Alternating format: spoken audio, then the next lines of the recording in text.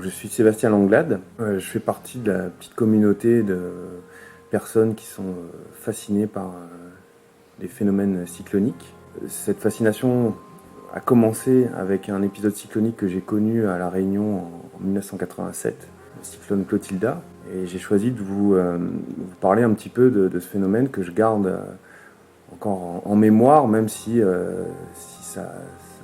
cette époque-là, j'avais 8 ans et demi quand j'ai connu le système. C'est un événement qui m'a profondément marqué, puisqu'ensuite il a dicté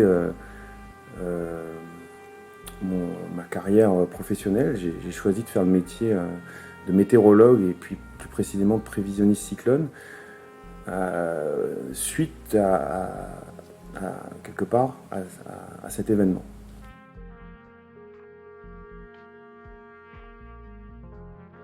En février 1987, j'ai 8 ans et demi. Je vis avec mes parents à Belle-Pierre, donc sur les hauteurs de Saint-Denis, où j'ai la chance d'avoir une vue sur la ville de Saint-Denis et puis le front de mer. À l'annonce de la formation de Clotilda et de l'approche du phénomène, à 8 ans et demi et sans avoir vraiment connu de phénomène cyclonique marquant de La Réunion, j'ai quand même une certaine fébrilité, une certaine excitation à l'approche de ce phénomène, parce que j'ai toujours été fasciné depuis tout petit par les éléments naturels déchaînés, particulièrement le déferlement des vagues.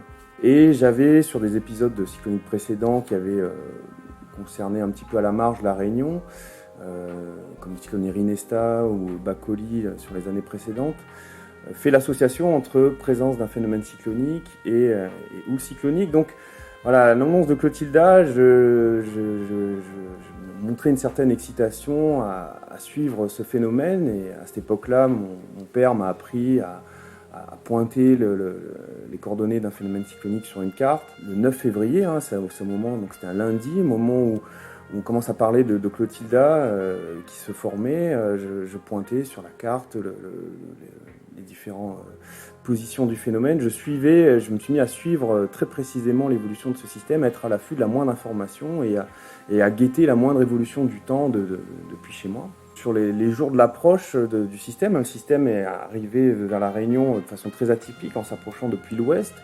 On était dans un moment très pluvieux, très humide, et c'est des souvenirs de pluie quasiment continue que je garde en mémoire sur les premiers jours d'approche du phénomène. Des pluies très intenses, et voilà, de chez moi j'ai encore une mémoire je voyais très bien la rivière Saint-Denis gonflée à bloc, et voilà, avec des images de cascades et de ruissellement continu devant chez moi. Clotilda s'est approché vraiment très très très lentement de La Réunion par l'ouest. Le premier impact important, en tout cas au niveau de Saint-Denis, c'est dans la nuit du 12 au 13 février, où on a eu des pluies exceptionnelles, alors que le phénomène était à relative proximité de chez nous. Alors, de ces pluies-là, j'ai pas un souvenir très très net. Le vent n'était pas très très fort, mais malgré tout, je revois des images d'infiltration dans la maison, les parents qui commencent à mettre des seaux d'eau pour recueillir l'eau qui commence à rentrer un petit peu dans la maison, dans le salon. Alors j'étais dans la maison, il y avait une côte juste à côté, une pente, où il y avait un ruissellement très important. Et je revois encore cette rue qui s'était quasiment transformée en torrent devant chez nous. Suite à ces pluies-là, le vendredi 13 au matin, on s'aperçoit que la route a été partiellement emportée devant chez nous. À ce moment-là, on apprend en même temps à la télé qu'il y a eu des destructions, des inondations très importantes dans certains quartiers de Saint-Denis, à Château-Morange, à la Providence, où la ravine Montplaisir avait débordé. Et à la télé, le matin du vendredi 13 février, on passe en boucle ces images de la station-service qui avait été emportée. Et on est tous stupéfaits de voir telle destruction sur un quartier de Saint-Denis, comme ça. Mais à ce moment-là, le vendredi 13, après une nuit très pluvieuse, c'est plutôt une tendance à l'accalmie au matin. Je me souviens que à ce moment-là, mes parents commençaient un petit peu à ouvrir la maison. La maison était fermée pendant plusieurs jours. Et pour aérer un petit peu. Alors que le système était relativement proche, on a une petite tendance à l'accalmie le vendredi 13 au matin.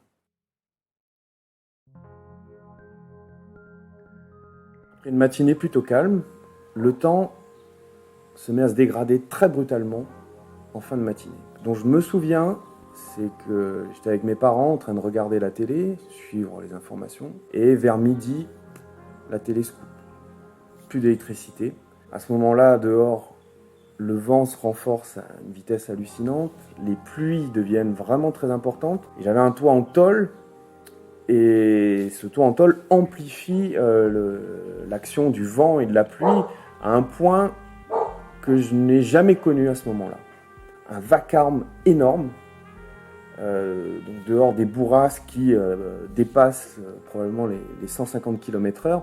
L'image qui me reste aussi en mémoire à ce moment-là, c'est que mon père, qui avait ouvert un petit peu la maison le matin pour profiter de l'accalmie, pour aérer un petit peu l'intérieur de la maison, se retrouve un petit peu coincé puisqu'il n'arrive plus à ce moment-là à refermer les volets en bois qui avaient gonflé avec l'eau. Volets en bois exposés plein est là où les rafales de vent arrivaient. Donc c'est les volets de la salle de bain. L'image de mon père qui est en train de tenir les volets, qui n'arrive pas à fermer, donc l'eau rentre à grand jet d'eau dans la salle de bain, et lui qui tient les volets pour pas que les volets se fassent complètement démantibuler. J'ai cette image-là qui m'a marqué, et puis surtout le bruit. Le bruit des rafales de vent et de la pluie sur la tôle que je n'avais jamais vu à une telle ampleur et qui m'ont littéralement terrifié. Ça a duré 1h30, mais à ce moment-là, j'ai vraiment eu peur. J'ai vraiment eu peur. Alors ça s'est calmé ensuite assez brutalement, et là on a commencé à regarder quel était l'état du jardin. Le jardin était partiellement dévasté, un pied de litchi complètement torpillé, avec le tronc qui avait été torsadé, cassé et vrillé. Un pied de fil à eau du voisin qui était tombé chez nous, et l'image aussi que je garde, c'est un cocotier nain, heureusement, mais notre voisin qui était un petit peu au-dessus de chez nous, qui penchait dangereusement sur notre maison. Et le voisin, en fait, il avait eu conscience que le cocotier allait s'abattre. Il était sorti pendant la tourmente pour attacher le cocotier à une des colonnes de sa véranda pour empêcher que le cocotier s'effondre chez nous. C'est un petit peu les images que j'ai.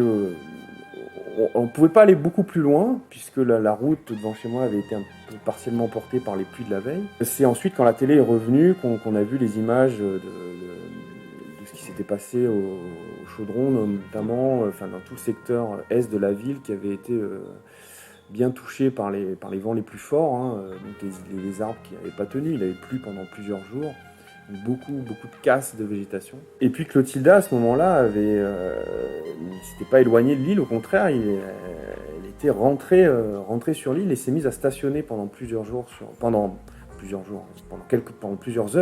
sur l'île. Mais à partir de ce moment-là, en fait, les conditions météorologiques s'étaient calmées sur le nord.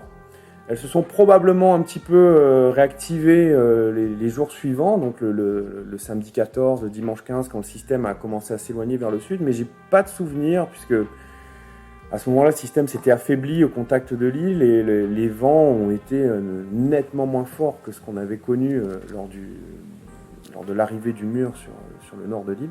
Donc j'ai pas de souvenir de cette partie arrière, entre guillemets, de Clotilda. C'est un petit peu ce que je garde comme souvenir de l'épisode en lui-même, et qui reste donc focalisé sur le passage du mur qui m'a marqué à jamais, en fait.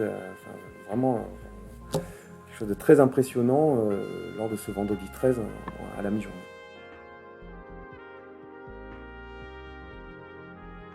Enfant âgé de 8 ans et demi, je suis passé par plusieurs émotions, plusieurs états émotifs. La fébrilité, l'excitation de l'approche de ce phénomène. Alors, c'est vrai essentiellement pour les questions de houle cyclonique, mais au final, c'est pas ce que je vais garder de cet événement-là. Et puis, littéralement, quelque chose d'effrayant lorsque le mur du cyclone nous touche. Ça fait une espèce de montagne russe au niveau des émotions. La résultante fait que j'accroche. J'accroche à ce genre de phénomène. Je veux en savoir plus. Je je veux revivre ce genre de situation. Alors ça aurait pu être quelque chose tout à fait opposé, hein. J'aurais pu être un peu repoussé du fait d'avoir été terrorisé, mais au final non. Je continue, j'ai plutôt une attirance pour le phénomène, une curiosité déjà, et une attirance. C'est vrai que dans les années qui suivent, il y a eu d'autres phénomènes cycloniques qui ont concerné assez directement la Réunion. 2 ans après, il y a eu Firinga, 3 ans après, Colina, puis Hollanda. Donc sur les quelques années qui ont suivi, j'ai eu l'occasion d'entretenir un petit peu cette attirance, cette passion pour ces phénomènes cycloniques. Et du coup, j'ai décidé d'en faire mon cap en termes d'activité professionnelle, et j'ai orienté mes études finalement depuis assez tôt vers l'objectif de devenir météorologue et un jour prévisionniste cyclone.